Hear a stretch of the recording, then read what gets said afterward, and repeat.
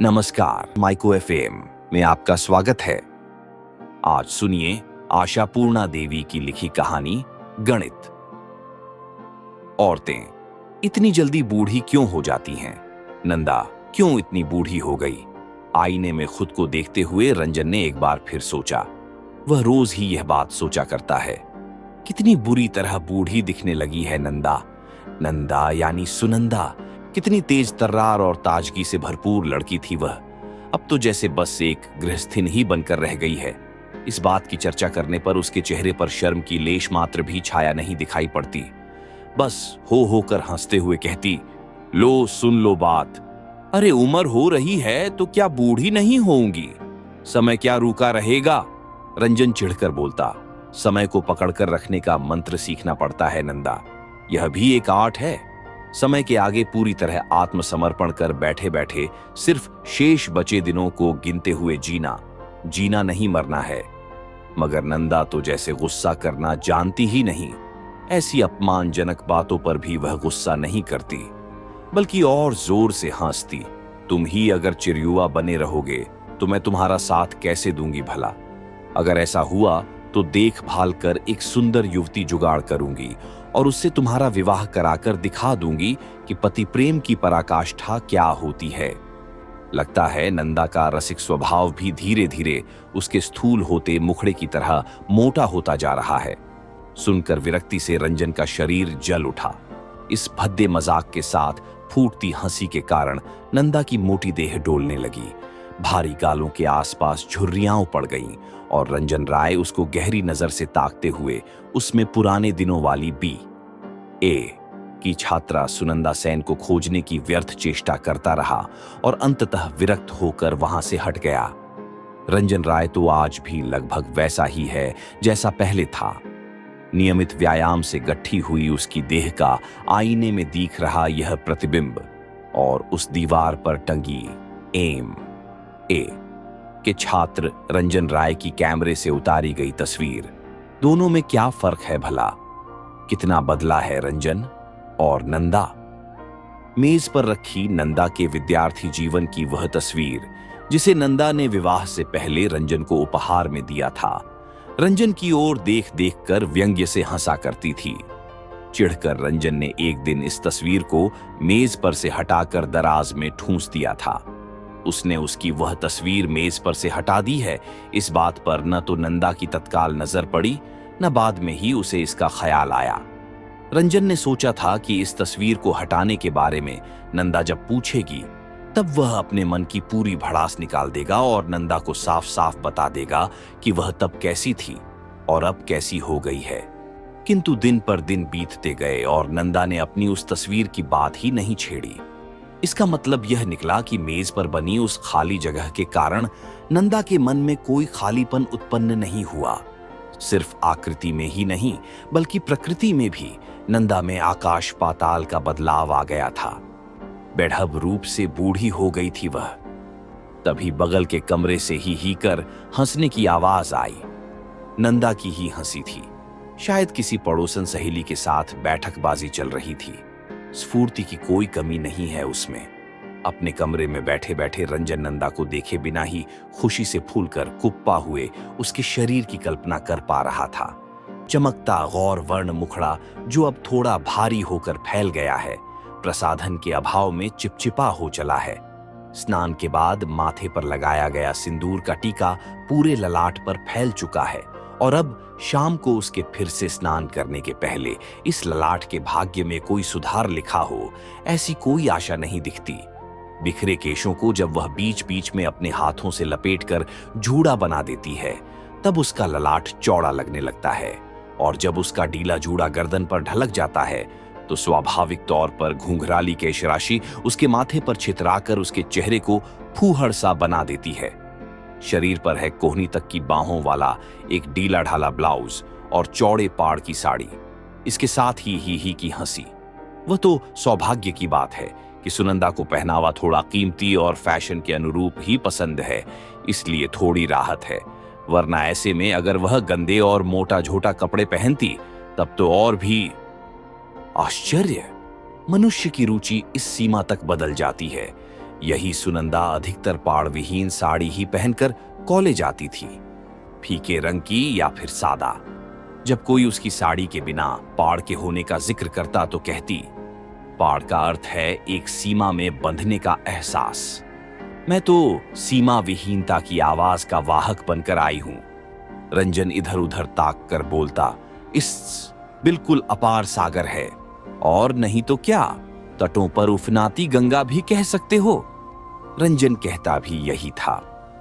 उसी पाड़ विहीन साड़ी का आंचल कमर में कसकर खोस टेनिस खेलने उतरती थी सुनंदा सेन, और जीत जाने पर रंजन राय की ओर देखकर सफलता भरी हंसी हंस देती थी।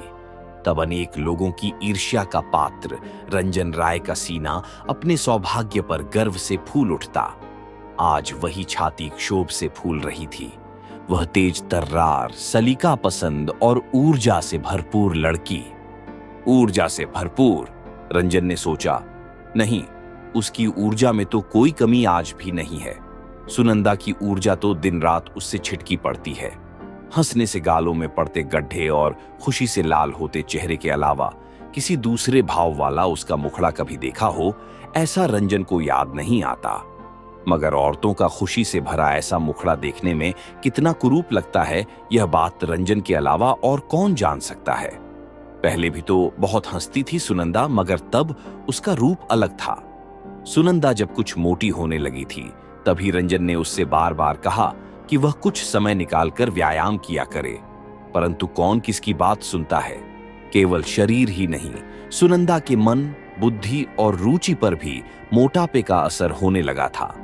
तभी तो वह रंजन के शरीर पर लदकर हंसते हुए बोलती, क्या जरूरत है मुझे इतनी मेहनत कर स्लिम फिगर बनाने की, अब कोई शादी तो होने नहीं जा रही, बल्कि अगर खूबसूरत दिखने लगूंगी तो तुम्हारी ही चिंता बढ़ जाएगी कि कहीं कोई मेरे प्रेम में न पड़ जाए। ज्यादा बोलने पर कहती, क्या होगा सुंदर दिखकर, बोलो तो, अब तो इतने बड़े बड़े बच्चों की मां बन गई हूं। यही कह कहकर लगता है नंदा अपने बच्चों को बड़ा बना देना चाहती है, वरना कितने दिन हुए ही हैं उनको पैदा हुए। वाह, बहुत खूब, कहते हुए अपने संपूर्ण आंदोलित काया के साथ घर में घुसी। सुनंदा, खूब सजना संवरना हो रहा है ना, तुम्हारी उम्र लगता है कभी नहीं बढ़ेगी। तुम्हारे सजने संवरने का ढब देखकर बच्चे भी न जाने क्या सोचते होंगे, जरूर हंसते होंगे। क्यों, इसमें हंसने की क्या बात है? रंजन ने अपनी लंबी सुगठित देह को थोड़ा इधर उधर घुमाकर आईने में देखा और बोला, इसमें हंसने की कौन सी बात दिखाई पड़ती है उनको? यही तुम्हारा क्रीम स्नो पाउडर सेंट। तो इसमें कौन सी भयंकर भूल हो गई भला? तेल नहीं लगाता हूं क्या? साबुन नहीं लगाता हूं? ये सब भी उसी की तरह हैं क्या? वह सब तो आवश्यक है। आवश्यकता की मात्रा सबके लिए समान नहीं होती है नंदा। मेरे लिए यह सारा कुछ जरूरी है, बेहद जरूरी। तुम्हारी तरह फूहड़ तो नहीं रह सकता मैं। फूहड़ और मैं? सुनंदा को इसमें भी हंसी की खुराक मिल गई। रहने भी दो, बोलो मत। मेरे घर जो भी आता है, मेरे घर संसार, रसोई भंडार आदि देखकर खूब बड़ाई करता है। समझे महाशय? सब कहते हैं कि आहा, आपका घर देखकर तो आंखें जुड़ा जाती हैं। हाँ और क्या, तुम तो सिर्फ रसोई और भंडार का सार ही समझती हो, कहकर अपने संवारे गए केश को फिर से संवारने लगा रंजन। नहीं तो क्या, समय में परिवर्तन के साथ साथ सब कुछ ही तो बदल जाता है, सार असार का ज्ञान भी। सुनंदा हंसी, जिसके कारण उसके गालों पर गड्ढे और चिबुक पर रेखाओं के बल पड़ गए। जाती हूं बाबा, जाकर देखूं रसोइये चंद्र ने मेरे मनपसंद तपस्वी मछली का अब तक न जाने क्या बुरा हाल किया होगा। वो तो रेवा की मां मिलने आ गई और देर करवा दी। रेवा की मां? रंजन ने बेहद सरल भाव से पूछा। उस घर की दाई है क्या? दाई? रेवा की मां दाई? सुनंदा की आंखें माथे पर चढ़ गईं। इस मोहल्ले में नए आए हो क्या? रेवा को नहीं पहचानते? उसकी मां को नहीं देखा क्या? फट से मेरी सहेली को दाई कह दिया। सो मैं क्या जानूं? रंजन चेहरे को और अधिक निर्दोष बनाते हुए बोला। हमेशा से यही देखता आया हूं कि लोग घर की दाइयों को फलाने की माँ, चिल्लाने की माँ कहकर पुकारते हैं? वो जो तुम्हारी सहेली है, क्या उसका कोई नाम भी नहीं है? वाह, नाम नहीं है, मेरी सहेली बेनाम है। सुनंदा बोली। क्यों अनमां? शब्द अच्छा नहीं है क्या? या कि संतान के नाम से परिचय देना बहुत खराब बात है? लड़कियों के लिए तो यही श्रेष्ठ परिचय है। वह तो मुझे रूनू की माँ कहकर पुकारती है। वाह, बहुत बढ़िया करती है, अपूर्व। मगर किसी के ढेर सारे बच्चे भी तो हो सकते हैं, किस किस के नाम से परिचय दिया जाएगा? सो तो जिसको जैसी खुशी। रूनू रेवा की सहेली है, इसलिए वह मुझे रूनू की माँ कहती है। निपू के दोस्तों की माँ मुझे निपू की माँ कहती हैं। ठहरो ठहरो भाई, माफ करो मुझे। रंजन चिढ़ गया। लगता है सब फालतू सहेलियां एक ही जगह जमा हो गई हैं। अच्छा, तो इस बार देख सुनकर 2-4 स्मार्ट यंग मैन सखा जमा करूंगी, कहकर अपने सर्वांग में स्फूर्ति की तरंगे लहराती सुनंदा चली गई। और दूसरे ही क्षण घर से बाहर उसकी तेज आवाज सुनाई पड़ने लगी। हे भगवान, 12 बज गए। अरे ओ निपू, ओ रूनू, नहाने गए हो या अभी तक बैठे हो? रविवार है तो क्या नहाने खाने की भी छुट्टी है? सुनकर एक बारगी तो ऐसा लगता है जैसे नंदा अपने बच्चों को डांट रही है, मगर उसकी आवाज का भाव इसके विपरीत है। नंदा की सुरीली आवाज स्नेह और प्रेम से पगी हुई है। यह आवाज आज भी वैसी ही है। आड़ से सुनने पर मन उन्हीं पुराने दिनों की ओर लौटना चाहता है, परंतु समीप आने पर न तो समीप से और न ही दूर से रंजन किसी भी तरह नंदा तक नहीं पहुंच पा रहा है। रूनू, निपू और नंदा जैसे एक ही दल के हैं और उनके बीच ही नंदा खुद को संपूर्ण सार्थक समझती है। मातृ रूप के अलावा उसका मानो और कोई रूप है ही नहीं। लेकिन क्यों? प्रेयसी वाला उसका रूप कहां खो गया? सिर्फ खोया ही नहीं, खोने के कारण हुए नुकसान पर भी उसका बिल्कुल ध्यान नहीं है। रंजन मानता है कि यह नंदा का ओढ़ा हुआ रूप है। चूंकि उसको एक लड़का और एक लड़की हो चुके हैं, इसलिए उसे हमेशा मातरूप ही धारण किए रहना चाहिए, ऐसी उसकी धारणा बन गई है। उसकी इस गलत धारणा को दूर नहीं किया जा सकता क्या?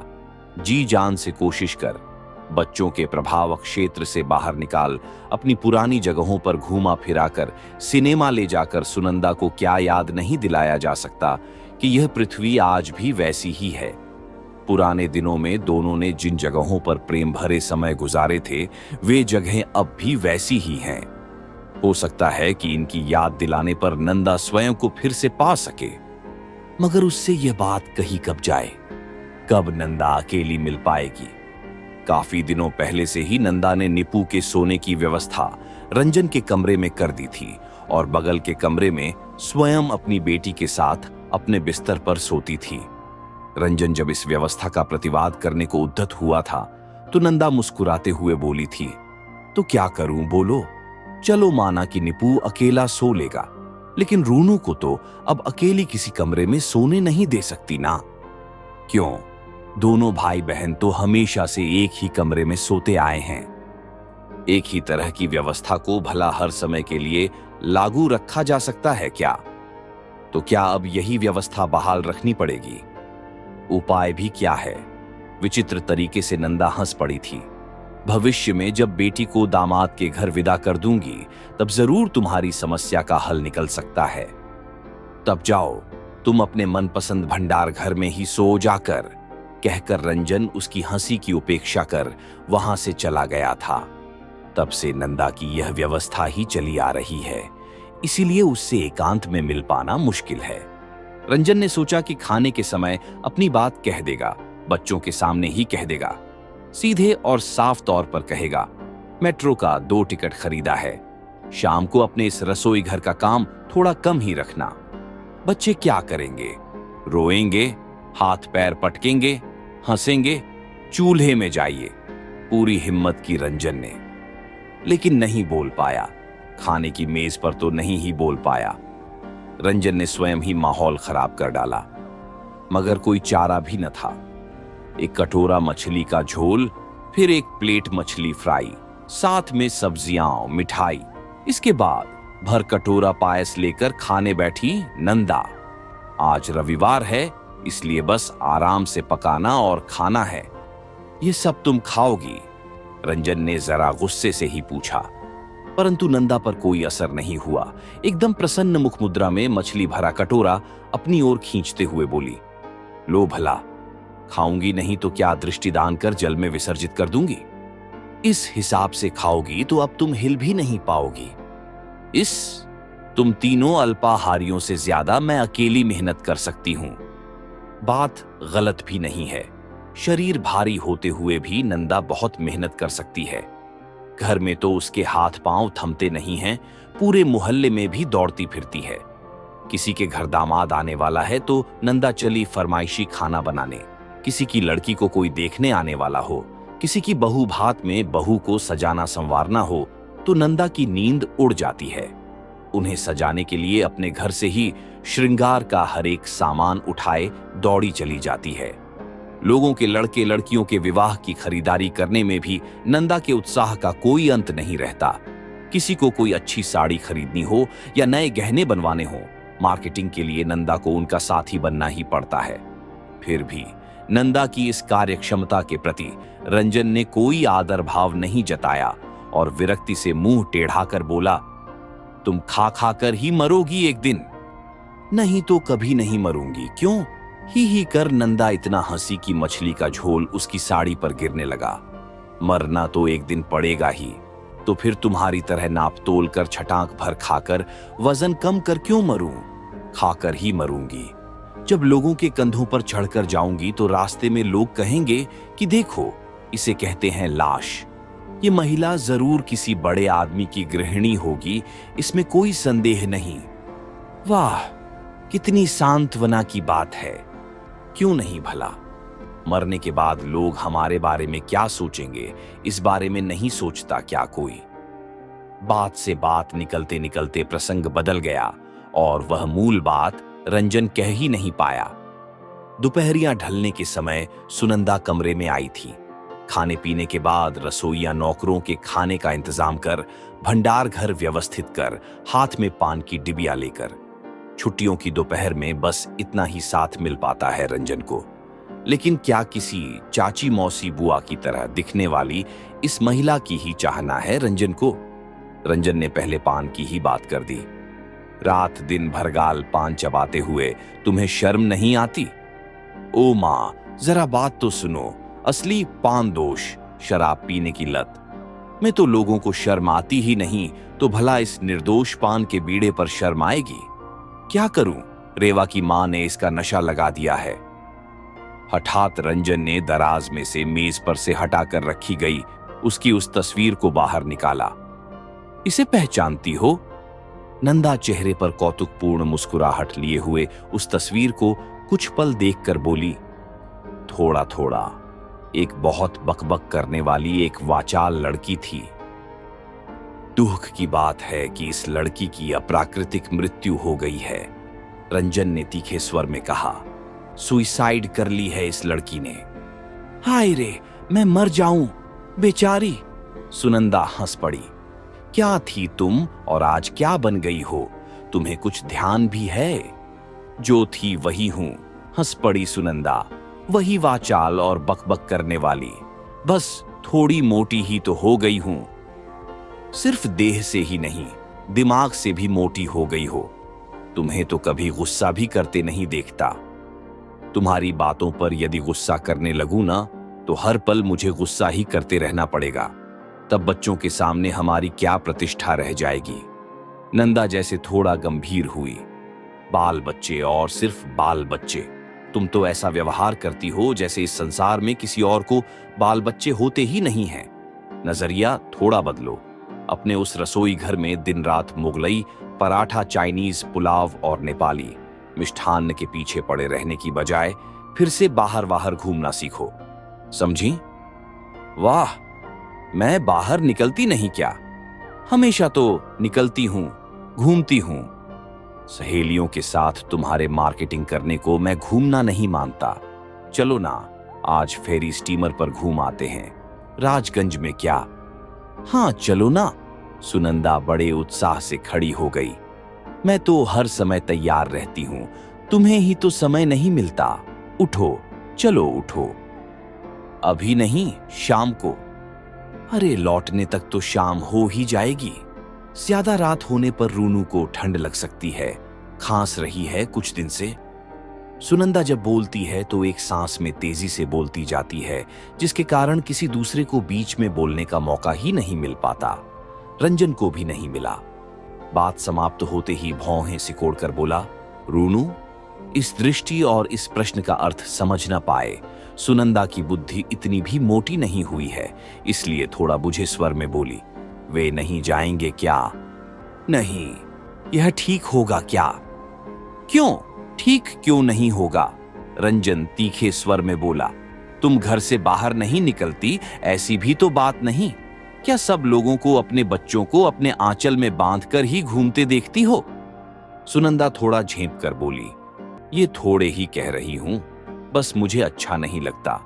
वे घर पर पड़े रहेंगे और हम लोग सज संवर कर घूमने जाएंगे। इसके अलावा सुनंदा रुक जाती है। वे दोनों बच्चे नहीं हैं जो मां बाप की इस हृदयहीनता पर रोने लगेंगे, समझी? यह पक्की बात है। लेकिन तुम्हारा यह इसके अलावा क्या है? सुनंदा चेहरा उठाकर हंसते हुए कहती है, वे बच्चे नहीं हैं, यही तो समस्या है। निपू तो खेलने चला जाएगा। अब शाम में रूनू को इतनी देर घर में अकेली छोड़कर जाऊंगी? गाना सिखाने वाले मास्टर आएंगे। छिछि नंदा, छिछि। लगा जैसे रंजन धिक्कार की आग में ही जलाकर राख ही कर देगा उसे। अपनी सोच को इतना पिछड़ा और इतनी निकृष्ट बना डाला है तुमने। आश्चर्य, तुम तो बी ए पास हो ना? विश्वास ही नहीं होता। उस छोटी सी बच्ची के संबंध में इस तरह की बात करने में तुम्हें कोई संकोच नहीं हुआ। बच्ची कह देने से ही क्या वो बच्ची बन जाएगी? सुनंदा ऊंची आवाज में बोली, 15 वर्ष तो पूरा होने चला। यह कोई उम्र नहीं है। असल बात तो यह है कि वह तुम्हारे लिए एक बहाना है। अपने मन को तुमने इतना बूढ़ा बना रखा है कि इस जीवन का उपभोग करने की अब तुम में क्षमता ही नहीं बची है। ठीक है, तुम अपनी बेटी की ही पहरेदारी करो, जाने की जरूरत नहीं है। अच्छा चलो, निपू नहीं जाएगा तो नहीं जाएगा, आखिर रूनू को साथ ले चलने से क्या हो जाएगा? सुनंदा समझौतापूर्ण अंदाज में थोड़ा हंसकर बोली, हम जहां जाएंगे वहां कुछ लोग तो साथ रहेंगे ही ना। हम लोग एक दूसरे के गले में बाहें डाले थोड़े ही ना जाएंगे। रब्बिश कहकर उठ गया रंजन और तौलिया साबुन लेकर बाथरूम में घुस गया, यानी अकेले ही जाने की तैयारी करने लगा। वह संगिनी की जरूरत उसे नहीं है। नाराज रंजन सज संवर कर बिना कुछ बोले सीधे बाहर निकल गया। तो क्या अब सुनंदा उसे मनाएगी? वह जल्दी गुस्सा नहीं करती, पर रंजन की नासमझी पर उसे मन ही मन विरक्ति हुई। बेटी को साथ ले जाने की बात पर इतना गुस्सा आया महाशय को कि वह अपनी बात भी नहीं पूरी नहीं कर पाई। क्यों? आखिर इसमें क्या दिक्कत होती? हम दोनों अकेले ही घूमने जाई, ऐसी ही इच्छा क्यों? हम अभी जवान लड़का लड़की ही हैं क्या? उम्र के अनुसार ही आचरण करना ठीक होता है। जब तक हम दोनों देह से देह रगड़ कर न चलें, तब तक क्या जीवन का उपभोग नहीं होगा? सामीप्य मात्र से ही हृदय का हृदय से स्पर्श महसूस नहीं किया जा सकता क्या? प्रेम क्या 10 लोगों को दिखाकर घूमने की चीज है? लेकिन यह कौन तय करेगा कि सुनंदा का सिद्धांत ही ठीक है? बाहर निकलने पर तो यही लगता है कि यह दिखाकर घूमने की ही चीज है। पतिदेवगण किस सीमा तक आज्ञाकारी हो सकते हैं और प्रेम सुहागिनी पत्नियां किस हद तक मधुरभाषिणी हो सकती हैं? राह घाटों पर तो दिन रात इसी का दिखावा चल रहा है।